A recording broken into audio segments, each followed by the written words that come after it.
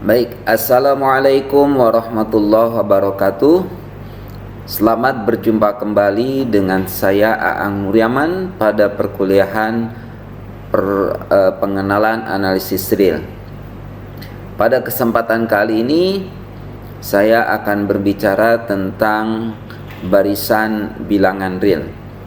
Jangan lupa untuk like, subscribe, dan share ke teman-teman yang lain mengenai video pembelajaran ini. Mudah-mudahan bisa memberikan manfaat minimal di dalam memahami barisan bilangan real. Oke, baik, kita mulai dengan apakah itu barisan. Barisan bilangan real itu adalah suatu aturan atau suatu pemetaan, bisa dikatakan seperti itu, yang mengaitkan setiap bilangan asli n dengan sebuah bilangan real tunggal xn. Nah, di sini xn itu menyatakan sebagai suku ke n dari barisan tersebut. Nah, untuk menyatakan sebuah barisan dengan suku ke n-nya adalah xn, ada beberapa notasi yang bisa dipakai. Misalnya bisa seperti ini. Notasi barisannya kadang-kadang ada yang menggunakan kurungnya kurung awal. Ya. Nah, kita di sini ambil kesepakatan bahwa ketika notasi seperti ini pakai kurung dengan sudut membentuk sudut tertentu ini, di dalamnya ada xn, itu menyatakan barisan suku ke n. Menyatakan barisan bilangan real dengan suku ke n-nya adalah xn. Nah, kalau semua nilai xn untuk setiap n bilangan asli ini kita kumpulkan dalam suatu himpunan, yaitu himpunan semua xn di mana n elemen bilangan asli, maka himpunan ini disebut sebagai daerah nilai dari barisan xn. Oke, nah barisan xn itu dikatakan terbatas, yaitu terbatas di atas dan juga di batas bawah, itu apabila daerah nilainya yang dinyatakan sebagai himpunan ini itu terbatas, ya. Nah, menurut proposisi 2 pada bab sebelumnya, barisan xn dikatakan terbatas itu jika dan hanya jika terdapat k positif, sedemikian sehingga mutlak xn-nya ini kurang dari sama dengan k untuk setiap n elemen bilangan asli. Nah, kesamaan ini itu kan ekivalen dengan mengatakan min k kurang dari sama dengan xn kurang dari sama dengan k. Dengan kata lain, si xn-nya terbatas di bawah dan juga terbatas di atas, sehingga xn terbatas. Oke. Sebagai contoh misalnya kita punya barisan seper n. Itu adalah barisan bilangan dengan suku-suku bila dicacah satu persatu. Suku pertamanya adalah 1, kemudian suku keduanya adalah 1/2, suku ketiganya 1/3, dan seterusnya. Kemudian kalau misalnya barisan min 1 pangkat n, itu merupakan barisan bilangan dengan suku pertamanya adalah min 1, suku keduanya 1, yaitu min 1 pangkat 2, suku ketiganya adalah min 1, yaitu dari min 1 pangkat 3, suku keempatnya 1, yaitu min 1 pangkat 4, dan seterusnya. Kita lihat dari pola barisan ini, kita punya jika n ganjil maka suku ke n itu bernilai min 1. Dan jika n-nya genap, maka suku ke n-nya adalah bernilai 1. Maka jelas dari sini daerah nilai dari barisan min 1 pangkat n itu adalah himpunan min 1 dan 1. Nah, selain dengan cara menuliskan suku ke n-nya, barisan juga kadang-kadang didefinisikan secara induktif. Sebagai contoh misalnya X1 sama dengan 1, X2 sama dengan 1 juga. Dan untuk suku berikutnya dinyatakan secara induktif Xn plus 2 sama dengan Xn ditambah Xn plus 1. dengan n-nya dari 1, 2, 3 dan seterusnya. Dan kalau kita rinci, kita caca satu persatu, X1 adalah 1, X2 1, maka X3 berarti di sini untuk N sama dengan 1, kita punya X3 sama dengan X1 ditambah X2, yaitu 1 tambah 1 sama dengan 2. Dengan cara yang sama untuk N sama dengan 2, kita punya X4 ini sama dengan X2 ditambah X3, sehingga diperoleh 3. Dan seterusnya sehingga diperoleh barisannya itu adalah 1, 1, 2, 3, 5, 8, 13 dan seterusnya. Barisan ini itu dikenal sebagai barisan Fibonacci, di mana barisan ini dipublikasikan oleh Leonardo Fibonacci dalam Liber Abaci pada tahun 1202. Kemudian contoh lain barisan yang didefinisikan secara induktif, misalnya kita punya X1 sama dengan 1, kemudian untuk suku berikutnya dinyatakan secara induktif sebagai Xn plus 1 sama dengan 1 plus 1 per Xn. Untuk N dari 1, 2, 3 dan seterusnya. Dan ini kalau kita rinci satu persatu suku barisannya, kita punya X1 1, X2 berarti 1 plus 1 per X1 berarti sama dengan 2. Kemudian X3 berarti 1 plus 1 per 2 berarti sama dengan 3 per 2 dan seterusnya. Nah, satu hal yang paling penting di dalam barisan itu adalah bagaimana tren dari suku barisannya di ekor-ekornya, dalam artian untuk N yang membesar. Untuk N yang menuju tahingga, itu barisannya apakah menuju ke suatu bilangan tertentu ataukah tidak. Nah, ketika suatu barisan untuk N menuju tahingga, suku-sukunya itu menuju ke suatu bilangan tertentu, maka dikatakan barisannya adalah konvergen. Secara definisi formal, barisan Xn dikatakan konvergen ke suatu bilangan L, di mana L-nya itu adalah elemen bilangan real. Itu adalah apabila untuk setiap epsilon positif terdapat bilangan asli N besar, sedemikian sehingga jika N lebih dari sama dengan N besar, mengakibatkan mutlak Xn kurangi L ini kurang dari epsilon. Jadi dari sini kalau Anda diberikan epsilon positif sembarang, Anda senantiasa dapat menemukan suatu bilangan asli N besar, di mana bilangan asli N besar itu bergantung kepada epsilon. Sedemikian sehingga untuk semua N yang lebih dari N besar, maka jarak dari Xn dengan L itu jaraknya kurang dari epsilon. Nah, bilangan L dalam hal ini disebut sebagai limit barisan Xn. Dan kita tuliskan limit N menuju tahingga dari Xn itu sama dengan L.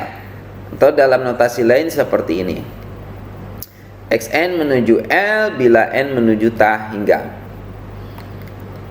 Interpretasi dari barisan konvergen, yaitu Xn menuju L, itu bisa kita interpretasikan sebagai untuk tiap N elemen bilangan asli, maka bilangan Xn itu dapat dianggap sebagai hampiran untuk L. Ingat, untuk tiap bilangan asli N, bilangan Xn itu dapat dianggap sebagai hampiran untuk L. Dan begitu juga sebaliknya, L merupakan hampiran Xn, hampiran untuk Xn. Sementara jarak, yaitu mutlak Xn kurangi L, yang dinyatakan sebagai mutlak Xn kurangi L, itu menyatakan jarak antara Xn dengan L tiada lain merupakan kesalahan pada penghampiran tersebut. Kesalahan, galat atau error pada penghampiran tersebut. Tentunya di sini taksirannya itu merupakan kesalahan maksimumnya. Nah, selain itu, dari bentuk definisi ini bisa juga menyatakan bahwa kesalahan tersebut, yaitu X mutlak Xn kurangi L, itu dapat dibuat sekecil-kecilnya dengan memilih N yang cukup besar. Dengan memilih N yang cukup besar. yaitu yang lebih dari n besar ini. Nah, sebagai contoh misalnya barisan 1/n itu konvergen ke 0, yaitu limit n menuju hingga dari 1/n itu sama dengan 0. Secara bukti formal, misalnya diberikan epsilon positif sembarang, kita dapat memilih bilangan asli n besar yang lebih dari 1/epsilon, sedemikian sehingga jika n lebih dari sama dengan n besar, maka kita punya mutlak 1/n kurangi 0 ini sama dengan mutlak 1/n. Tapi karena n itu bilangan asli, berarti 1/n itu positif, maka mutlaknya bisa kita hilangkan itu berdasarkan definisi nilai mutlak. Jadi mutlak 1/n adalah 1/n. Karena n-nya lebih dari sama dengan n besar, maka nilai 1/n itu kurang dari sama dengan 1/n besar. Dan n besarnya sendiri lebih dari epsilon, sehingga 1/n besar ini kurang dari 1/1/epsilon atau sama dengan epsilon. Maka kita lihat bahwa ketika diberikan epsilon positif, kita menemukan suatu bilangan asli n dengan sifat seperti ini, sedemikian sehingga mutlak 1/n kurangi 0 ini kurang dari epsilon, berarti memenuhi definisi kekonvergenan barisan. Sehingga terbukti bahwa barisan 1/n konvergen ke 0. Nah, perlu dicatat bahwa eksistensi bilangan asli n di sini yang lebih besar dari bilangan real 1/epsilon itu tentu dijamin oleh sifat Archimedes dari bilangan real yang sudah kita bahas pada bab sebelumnya. Oke, contoh yang kedua. Misalnya Anda diminta buktikan barisan dari n plus 1/3n tambah 2 itu konvergen ke 1/3, atau bisa kita tuliskan dalam bentuk lain, limit n menuju hingga dari n plus 1/3n tambah 2 ini sama dengan 1/3.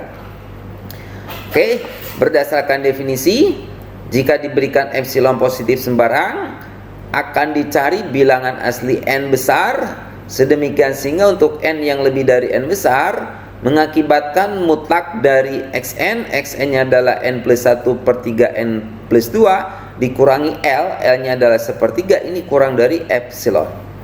Oke, tugas kita adalah bagaimana mencari n besar ini. Ingat,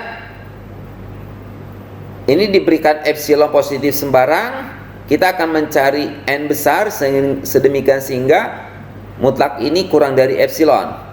Oke, nah sebagai oret-oretan yang di luar langkah pembuktian formal, kita ingin mencari n yang membuat ini berlaku.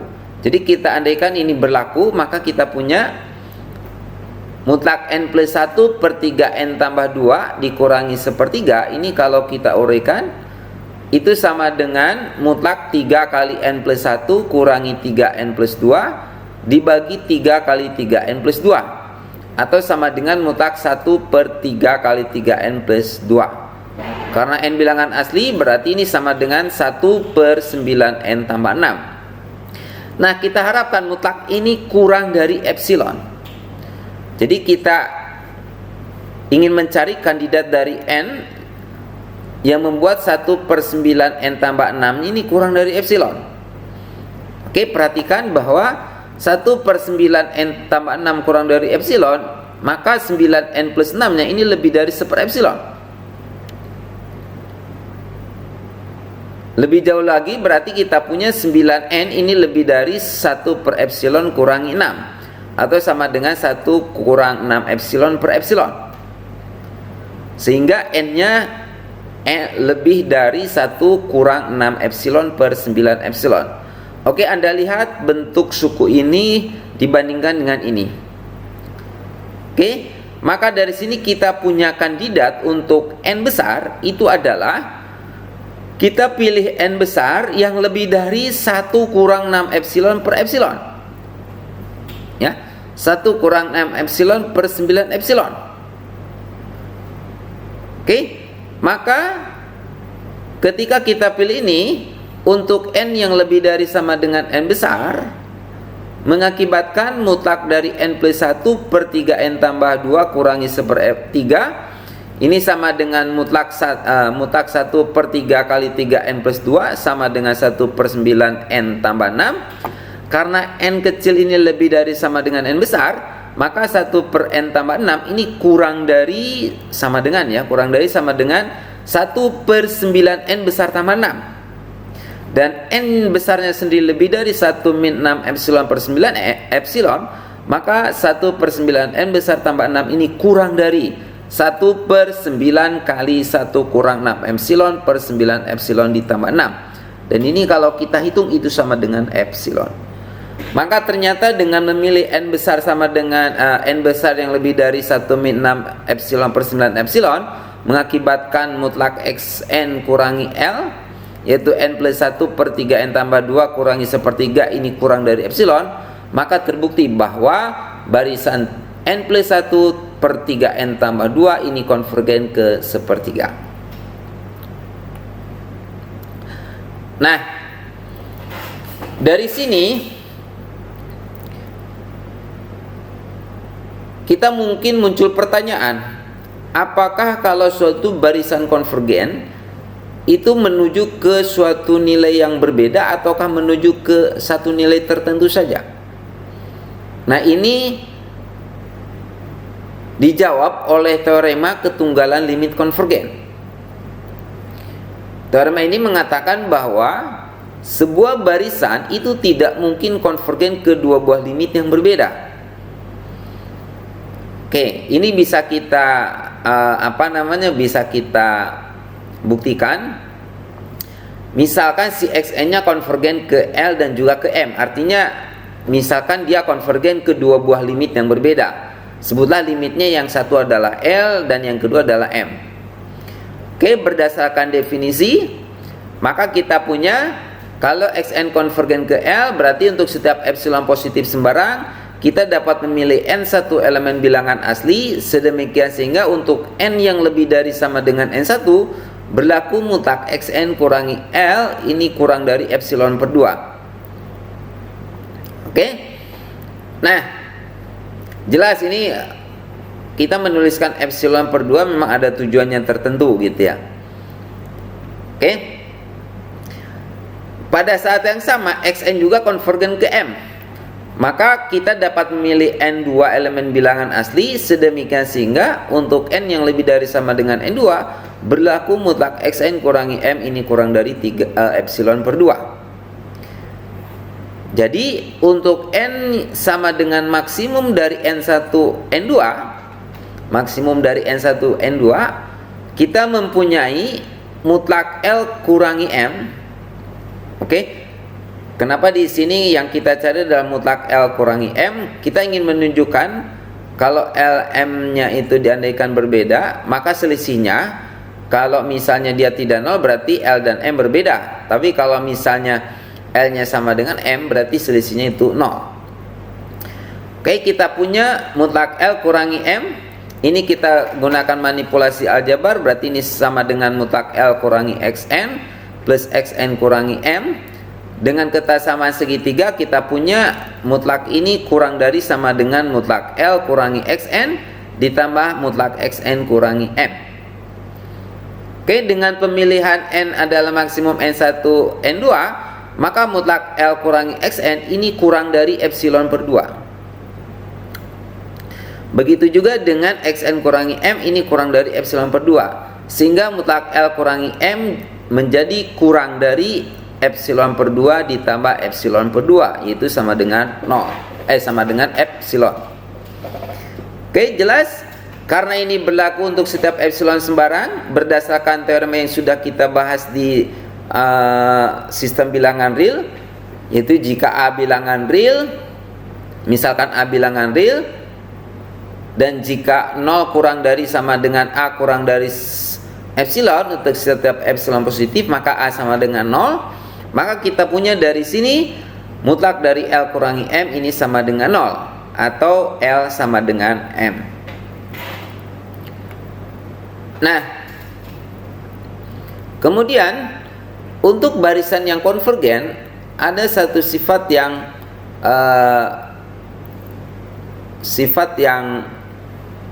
dinyatakan dalam teorema berikut. Jika Xn-nya konvergen, maka barisan Xn itu terbatas. Oke, ini sebagai bukti kita punya hipotesisnya barisan Xn konvergen. Karena Xn barisan konvergen, sebutlah misalnya Xn-nya konvergen ke suatu bilangan L.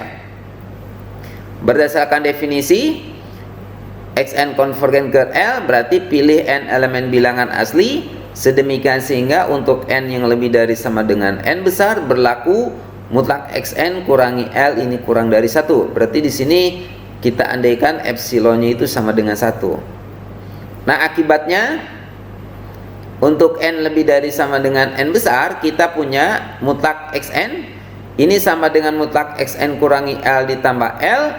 Berdasarkan kesamaan segitiga, ini berarti kurang dari sama dengan mutlak Xn kurangi L ditambah mutlak L.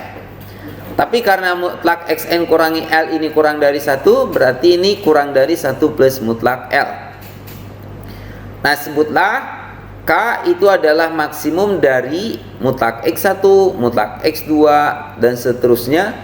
Kemudian mutlak Xn besar dan 1 plus mutlak L.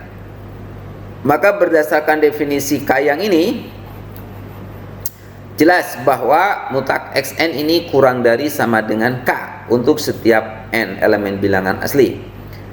Oke, Anda masih ingat notasi kesamaan ini menunjukkan bahwa Xn terbatas.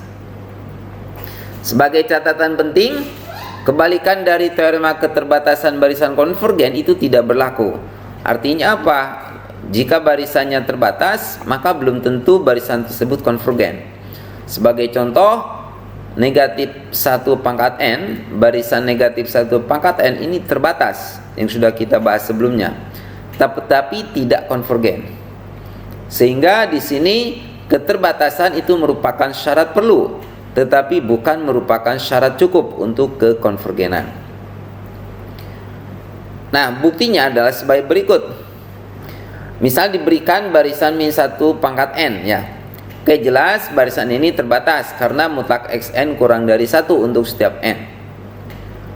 Oke, kita buktikan barisan ini tidak konvergen. Kita menggunakan pembuktian tak langsung. Andaikan ia konvergen, sebutlah misalnya limit dari Xn-nya itu sama dengan A.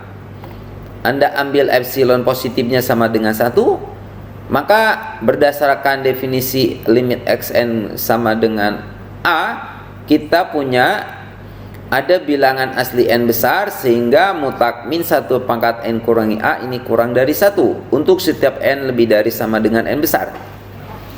Ingat, untuk n yang lebih dari n besar itu bisa berupa bilangan genap atau bilangan ganjil.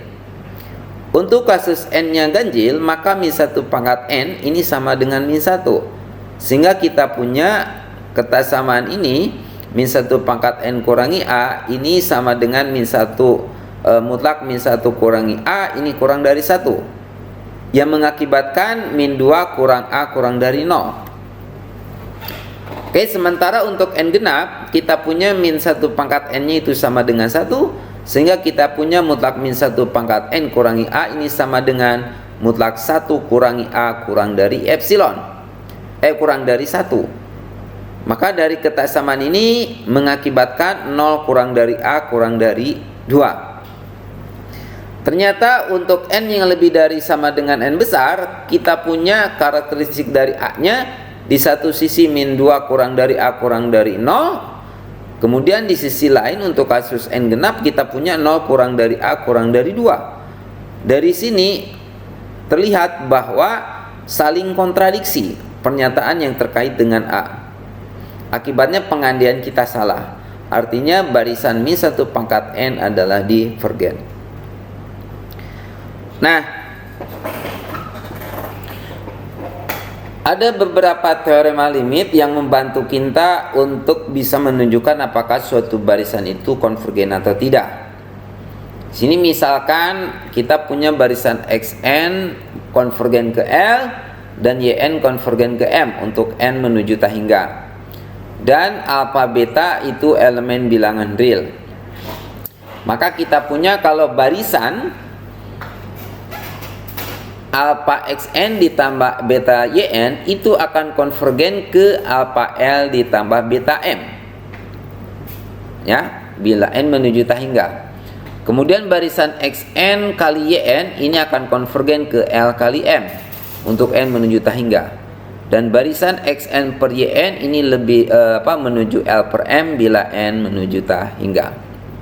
Nah, jadi ketika kita punya dua barisan yang konvergen, maka kita bisa mengkonstruksi barisan lain sebagai dengan memanfaatkan operasi jumlah kali dan bagi terhadap kedua barisan yang konvergen tersebut.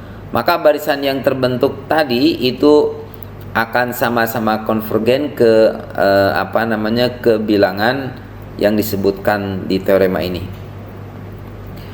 Oke, selain dengan menggunakan teori limit yang tadi, kita juga bisa menyatakan kekonvergenan suatu barisan itu dengan menggunakan teorema Apit atau sequence theorem. Di mana teorema Apit ini mengatakan misalkan xn kurang dari sama dengan yn kurang dari sama dengan zn untuk setiap n elemen bilangan asli. Oke, jika xn menuju L dan zn menuju L untuk n menuju tak hingga, maka yn menuju L untuk n menuju tak hingga. Jadi dari teorema ini mengatakan bahwa kalau saya punya barisan di mana suku-suku barisannya itu berada di antara suku ke n dari dua barisan lain, di mana kedua barisan tersebut itu konvergen ke L, maka barisan yang kita punya dalam ini barisan yn itu akan konvergen ke L juga. Sebagai contoh misalnya sebagai bukti, diberikan epsilon positif sembarang, kita pilih n elemen bilangan asli sedemikian sehingga untuk n lebih dari sama dengan n besar berlaku mutlak xn kurangi L kurang dari epsilon dan z mutlak zn kurangi L ini kurang dari epsilon. Kesamaan ini berlaku berdasarkan hipotesis kita bahwa hipotesis di teorema ini bahwa xn-nya konvergen ke L dan zn-nya konvergen ke L. Maka kita punya kesamaan ini. Dan ini berdasarkan teorema kesamaan pada nilai mutlak itu ekivalen dengan L kurang epsilon kurang dari xn plus L tambah epsilon, dan dari mutlak zn kurang L kurang dari epsilon ini ekivalen dengan L kurangi epsilon kurang dari zn kurang dari L plus epsilon. Akibatnya untuk n yang lebih dari sama dengan n besar, kita punya L kurang epsilon ini kurang dari xn. Berdasarkan hipotesis lain, xn-nya ini kurang dari sama dengan yn dan yn-nya kurang dari sama dengan zn, dan berdasarkan kekonvergenan barisan zn kita punya zn-nya kurang dari L plus epsilon. Sehingga kita punya barisan yn itu memenuhi L kurang epsilon kurang dari yn kurang dari L plus epsilon, atau ekivalen dengan mutlak yn kurangi L ini kurang dari epsilon. Nah, kesamaan ini menunjukkan bahwa yn konvergen ke L untuk n menuju tak hingga. Nah, Anda bisa membuktikan dua teorema ini sebagai bahan latihan. Jika xn menuju L untuk n menuju tak hingga, maka barisan mutlak xn ini menuju mutlak L. Kemudian teorema yang kedua, jika xn lebih dari sama dengan 0 untuk setiap n elemen bilangan asli, maka dan xn menuju L, maka L lebih dari sama dengan 0 dan mutlak xn menuju dan barisan akar dari xn ini konvergen ke akar L untuk setiap n elemen bilangan untuk n menuju tak hingga. Oke. Nah, satu konsep lain untuk melihat kekonvergenan suatu barisan itu adalah untuk kasus barisan monoton. Secara definisi, barisan xn dikatakan naik apabila xn kurang dari sama dengan xn plus 1 untuk setiap n elemen bilangan asli. Dari kesamaan ini mengatakan bahwa suku sekarang itu nilainya kurang dari sama dengan suku berikutnya. Ya. Suku yang sekarang nilainya kurang dari sama dengan suku berikutnya. Untuk setiap n, ya. Maka kalau kasus seperti ini dikatakan naik. Dan kalau berlaku sebaliknya, yaitu xn lebih dari sama dengan xn plus 1 untuk setiap n, itu dikatakan turun. Oke. Nah, barisan naik atau barisan turun itu disebut barisan monoton. Dalam hal pada kesamaan ini tanda sama dengannya tidak dilibatkan, yaitu apabila xn kurang dari xn plus 1 atau xn lebih dari xn plus 1 untuk setiap n elemen bilangan asli, maka barisan xn dikatakan naik murni atau turun murni. Sebagai contoh, barisan 1/n merupakan barisan yang monoton turun. Oke, jelas kalau misalnya barisan suku pertama 1, suku kedua setengah, suku ketiga 1/3 dan seterusnya. Anda lihat kalau kita ini X1 kan lebih dari X2 dan X2 lebih dari X3 dan seterusnya. Maka barisan 1/n adalah monoton turun. Kemudian untuk barisan Fibonacci 1, 1, 2, 3, 5 jelas ini barisan monoton naik. Kemudian barisan konstan C adalah barisan monoton turun sekaligus naik. Lihat untuk barisan konstan C ini itu semuanya memenuhi xn lebih dari sama dengan xn plus 1 karena C kurang dari sama dengan C. Begitu juga berlaku yang ini, C lebih dari sama dengan C. Maka barisan konstan C adalah barisan monoton turun sekaligus naik.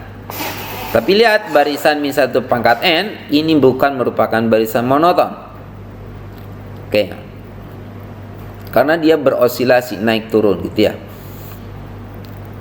Nah, terkait dengan barisan monoton, teorema berikut menyatakan kekonvergenan barisan monoton. Jika xn monoton naik dan terbatas di atas, maka ia konvergen ke suprimum dari himpunan daerah nilainya. Dan sebaliknya, barisan xn monoton turun dan terbatas di bawah, maka ia konvergen ke infimum dari himpunan nilai barisannya, yaitu infimum dari himpunan xn. Buktinya bisa kita lihat. Misal untuk yang pertama, hipotesisnya adalah xn barisan monoton naik dan terbatas. Oke, misalkan A adalah himpunan xn untuk n elemen bilangan asli, dan karena xn terbatas di atas berarti dia memiliki suprimum. Sebutlah misalnya L itu sebagai suprimum dari A. Akan ditunjukkan bahwa xn itu menuju L untuk n menuju tak hingga. Oke, kita menggunakan definisi. Untuk setiap epsilon positif, karena L suprimum dari A, maka L kurangi epsilon bukan batas atas dari A. Oke, ingat suprimum dari A itu adalah batas atas terkecil. Berarti L kurangi epsilon bukan batas atas dari A untuk setiap epsilon positif.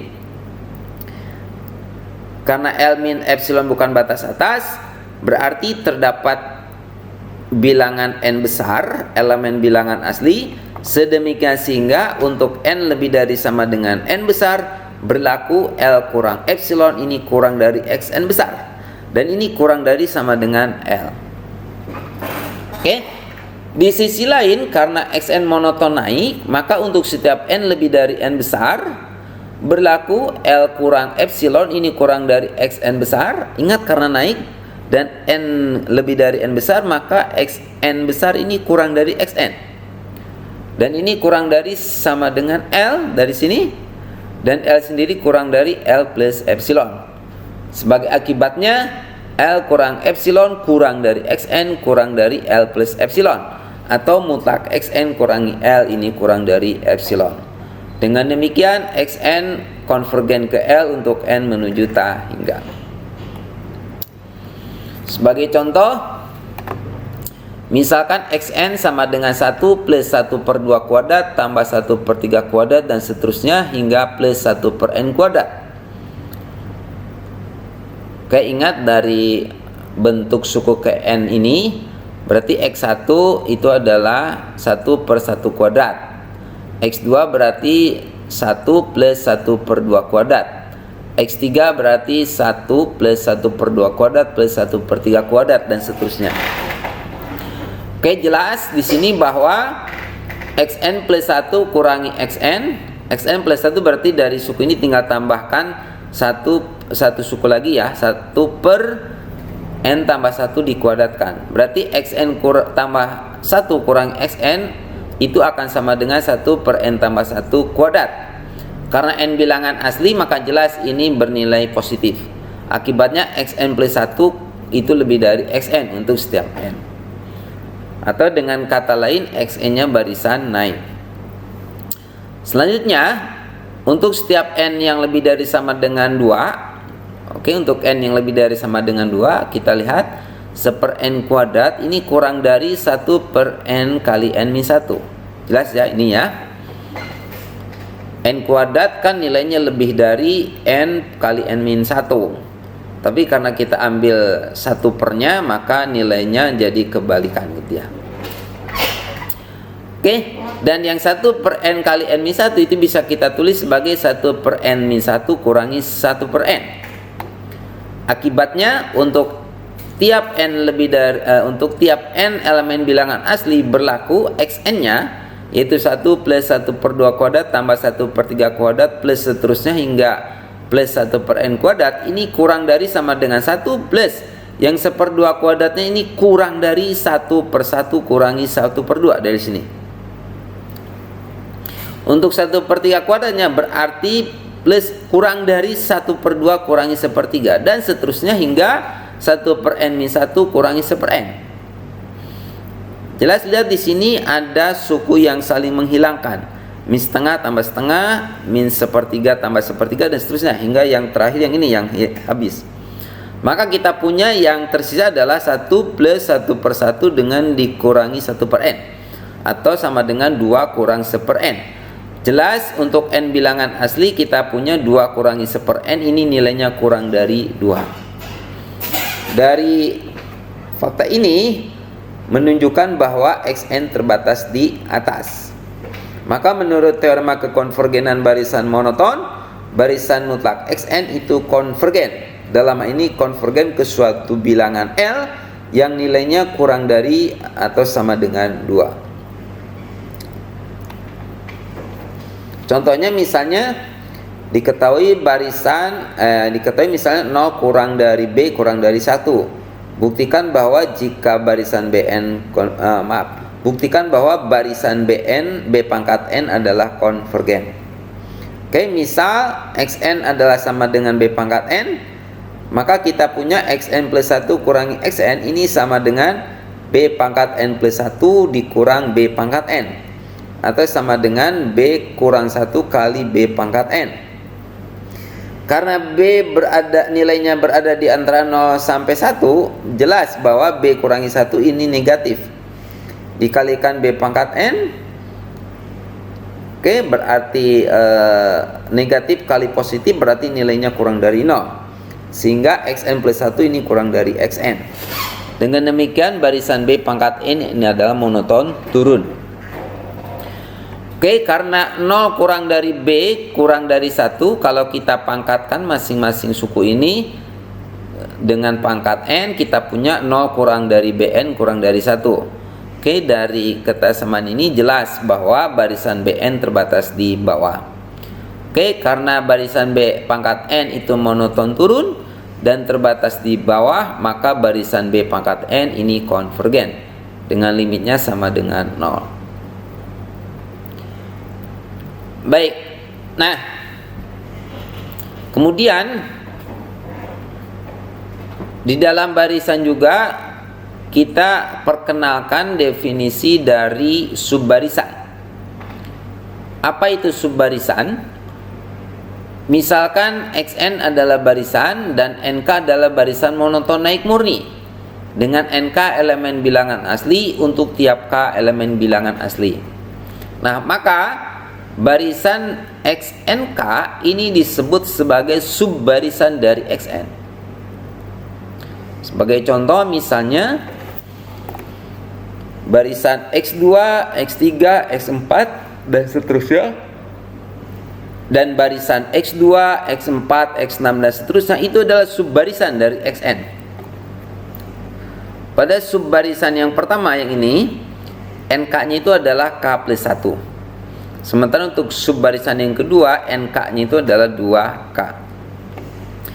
Oke, di sini hipotesis barisan NK adalah monoton naik murni itu merupakan bagian penting dalam definisi subbarisan. Sebagai salah satu akibatnya kalau NK barisan monoton naik murni itu adalah kita mempunyai NK-nya itu lebih dari K untuk setiap K elemen bilangan asli.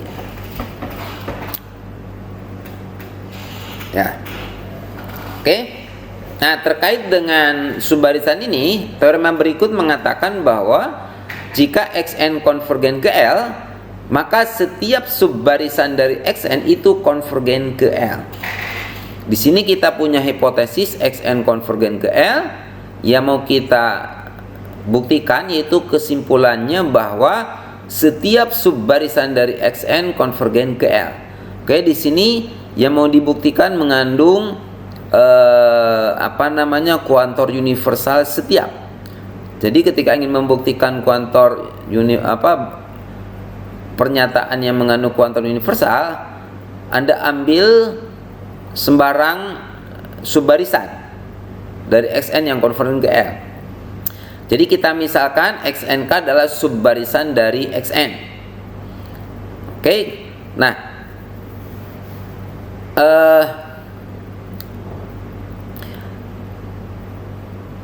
dengan pengambilan subbarisan Xn ini, yaitu Xnk, kita akan menunjukkan bahwa barisan Xnk ini adalah konvergen. Oke, jadi kalau diberikan epsilon positif, karena Xn konvergen ke L, maka kita bisa memilih n elemen bilangan asli, sedemikian sehingga untuk setiap n lebih dari sama dengan n besar, berlaku mutlak Xn kurangi L kurang dari epsilon. Ini berdasarkan hipotesis ini, Xn konvergen ke L. Maka untuk setiap K lebih dari sama dengan n besar, kita punya NK-nya lebih dari K lebih dari sama dengan n besar. Dan karena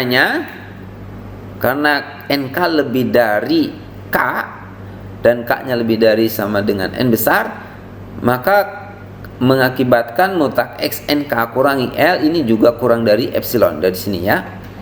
Dengan demikian barisan Xnk konvergen ke L. Kemudian teorema 6 mengatakan bahwa setiap barisan mempunyai subbarisan yang monoton. Oke. Jadi setiap barisan itu pasti memiliki subbarisan yang monoton. Nah, terkait dengan teorema 6 ini, teorema Bolzano-Weierstrass mengatakan bahwa setiap barisan terbatas itu mempunyai subbarisan yang konvergen. Oke, ini bisa dibuktikan bahwa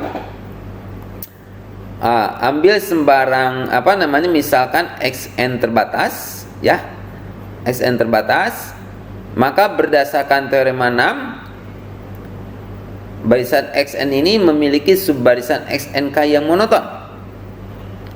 Oke, karena Xn terbatas maka subbarisan juga pasti terbatas.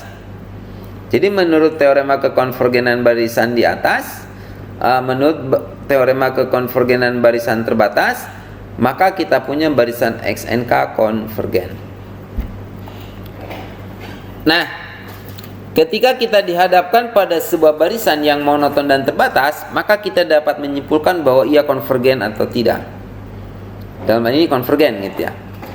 Namun bagaimana apabila barisan tersebut bukan barisan monoton dan limitnya tidak dapat diterka berapa nilainya?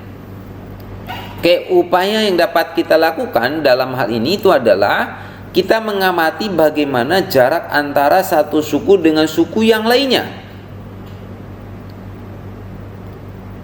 Nah, terkait dengan jarak antara satu suku dengan suku yang lainnya, diperkenalkanlah yang namanya barisan Cauchy. Nah, barisan Xn disebut barisan Cauchy jika untuk setiap epsilon positif terdapat n besar elemen bilangan asli, sedemikian sehingga untuk setiap n m lebih dari sama dengan n besar berlaku mutlak Xn kurangi Xm ini kurang dari epsilon. Maka dari sini terlihat bahwa suatu barisan itu adalah barisan Cauchy apabila untuk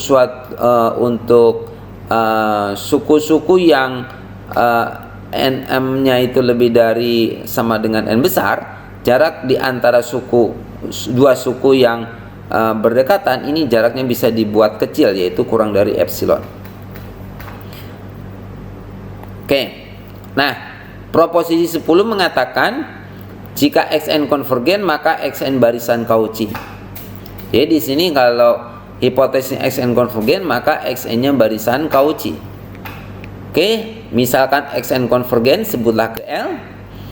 Maka jika diberikan epsilon positif, Anda bisa memilih n besar elemen bilangan asli, sedemikian sehingga untuk setiap n lebih dari sama dengan n besar berlaku mutlak xn kurangi L ini kurang dari epsilon per 2. Oke. Nah, maka untuk setiap mn lebih dari sama dengan n besar, kita peroleh jarak antara xn kurangi xm, yaitu mutlak xn kurangi xm, ini sama dengan mutlak xn kurangi L tambah L kurangi xm. Berdasarkan kesamaan segitiga, ini kurang dari sama dengan mutlak xn kurangi L plus mutlak L kurangi xm. Berdasarkan definisi dari xn konvergen, berarti xn kurangi L nya ini kurang dari epsilon per 2, dan L kurangi xm nya kurang dari epsilon per 2 juga, yaitu sama dengan epsilon. Maka dari sini mutlak xn kurangi xm ini kurang dari epsilon, dan ini membuktikan bahwa xn barisan Cauchy. Nah, ternyata untuk barisan bilangan real, teorema ini juga berlaku sebaliknya, yaitu xn barisan Cauchy. Jika xn barisan Cauchy maka xn terbatas. Jadi khusus untuk barisan bilangan real, xn konvergen jika dan hanya jika xn barisan Cauchy.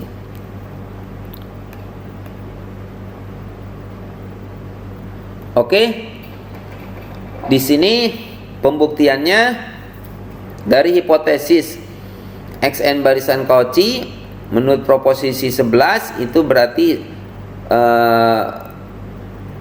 barisan xn terbatas. Oke. Maka menurut teorema Bolzano-Weierstrass, xn mempunyai subbarisan yang konvergen. Oke, sebutlah subbarisannya itu adalah xnk dengan limit xnk untuk k menuju hingga itu sama dengan L. Nah, yang mau kita tunjukkan adalah xn konvergen. Dalam hal ini konvergen ke L. Jadi diberikan epsilon positif, kita pilih m besar elemen bilangan asli, sedemikian sehingga untuk setiap k lebih dari sama dengan m besar berlaku mutlak xnk kurangi L ini kurang dari epsilon. Oke, karena xn barisan Cauchy, maka kita juga bisa pilih n besar elemen bilangan asli, sedemikian sehingga untuk setiap mn elemen bilangan asli mn lebih dari sama dengan n besar berlaku xn kurangi xm ini kurang dari epsilon per 2. Nah, sekarang jika n lebih dari sama dengan n besar, maka untuk k lebih dari m dengan nk nya lebih dari n, ya, maka kita punya mutlak xn kurangi L ini sama dengan mutlak xn kurangi xnk plus xnk kurangi L ini kurang dari xn kurangi xnk plus xnk kurangi L. Oke, berdasarkan hipotesis bahwa xn barisan Cauchy, berarti ini xn kurangi xnk nya kurang dari epsilon per 2, dan berdasarkan subbarisan xnk konvergen ke L, mutlak xnk kurangi L ini kurang dari epsilon per 2 juga, sehingga jumlahnya sama dengan epsilon. Maka dari sini kita punya mutlak xn kurangi L ini kurang dari epsilon, yang menunjukkan bahwa xn konvergen ke L. Kemudian teorema berikut terkait dengan barisan kontraktif. Apa yang dimaksud dengan barisan kontraktif? Barisan Xn disebut barisan kontraktif apabila terdapat suatu konstanta yang berada di antara 0 dan 1, yaitu 0 kurang dari C kurang dari 1, sedemikian sehingga mutlak Xn plus 2 dikurangi Xn plus 1 ini kurang dari sama dengan C kali mutlak Xn plus 1 kurangi Xn untuk setiap n elemen bilangan asli. Nah, terkait dengan barisan kontraktif ini, teorema berikut mengatakan bahwa jika Xn kontraktif maka Xn barisan Cauchy. Dan berdasarkan teorema sebelumnya, karena jika Xn barisan Cauchy maka Xn konvergen, karenanya si barisan Xn-nya konvergen. Jadi kalau Xn kontraktif maka Xn konvergen. Sebagai contoh barisan yang kontraktif itu misalnya barisan Xn yang didefinisikan secara induktif, X1-nya adalah 1, X2-nya 2, dan Xn plus 2-nya adalah setengah kali Xn plus 1 tambah Xn. Itu adalah barisan kontraktif. Kenapa?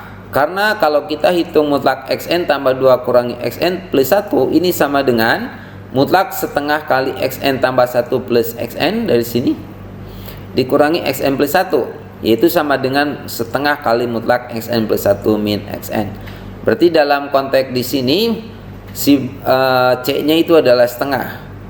Dengan demikian barisan ini adalah kontraktif. Nah, kalau tadi kita berbicara barisan yang konvergen, bagaimana kalau yang barisan divergen? Dalam hal ini barisan divergen sejati. Barisan Xn dikatakan divergen ke plus tahingga, dan kita tuliskan Xn menuju plus tahingga untuk n menuju tahingga apabila untuk setiap m positif terdapat n elemen bilangan asli, sedemikian sehingga untuk setiap n lebih dari n besar berlaku Xn lebih dari m. Lihat di sini untuk divergen sejati menuju plus tahingga ini Xn-nya tidak menggunakan nilai mutlak ya. Oke. Sementara untuk barisan Xn dikatakan divergen ke minus tahingga, dan kita tuliskan seperti ini, itu apabila setiap m positif terdapat n besar elemen bilangan asli, sedemikian sehingga untuk setiap n lebih dari sama dengan n besar berlaku Xn kurang dari minus m. Ya.